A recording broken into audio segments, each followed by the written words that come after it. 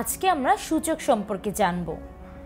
আমরা দেখি 3, 9, 27 এবং 81 এর মৌলিক উৎপাদক বের করলাম।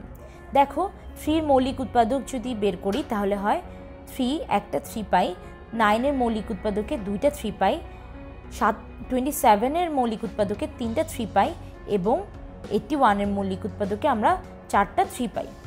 এখন দেখো যদি কোনো সংখ্যার মৌলিক উৎপাদক একই হয় এবং সেটা যতবার থাকবে সেটাকে সূচক বলে। অর্থাৎ এখানে একটা 3 আছে তাহলে সূচক হবে 1, এখানে 2টা 3 আছে তাহলে সূচক হবে 2, এখানে 3টা 3 আছে সূচক 3 এবং 4টা 3 আছে তাহলে সূচক 4। আবার যেই মৌলিক উৎপাদকটির সূচক আমরা পাচ্ছি সেই মৌলিক উৎপাদকটাকে বলছে ভিত্তি। দেখো আমরা 81 এর ক্ষেত্রে পাচ্ছি ভিত্তি 3, অর্থাৎ মৌলিক উৎপাদকটি 3 এবং 4 বার আছে, সুতরাং সূচক 4।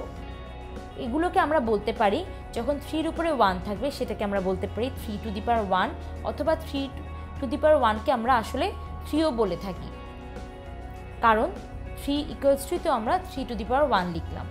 আবার যখন 2টা 3 গুণাকারে থাকলো সেটাকে আমরা 3 টু দি পাওয়ার 2 বলতে পারি অথবা 3 স্কোয়ারও বলতে পারি। আবার যখন 3টা 3 গুণাকারে থাকবে এটাকে আমরা 3 কিউব অথবা 3 টু দি পাওয়ার 3 বলতে পারি। এরপরে যদি 4টা 3 গুণাকারে থাকে তাহলে আমরা 3 টু দি পাওয়ার 4 বলি। এভাবে যদি চলতে থাকে 3 to the power 5, 3 to the পাওয়ার 6 এভাবে আমরা বলতে পারি। এখন দেখি আমরা একটা ছোট্ট সরল। এখানে দিয়েছে a কিউব গুণন a স্কোয়ার।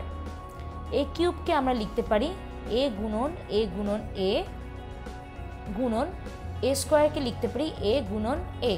তাহলে আমরা দেখতে পাচ্ছি এখানে 5টা a আছে, তাহলে এটাকে আমরা লিখতে পারি a টু দি পাওয়ার 5।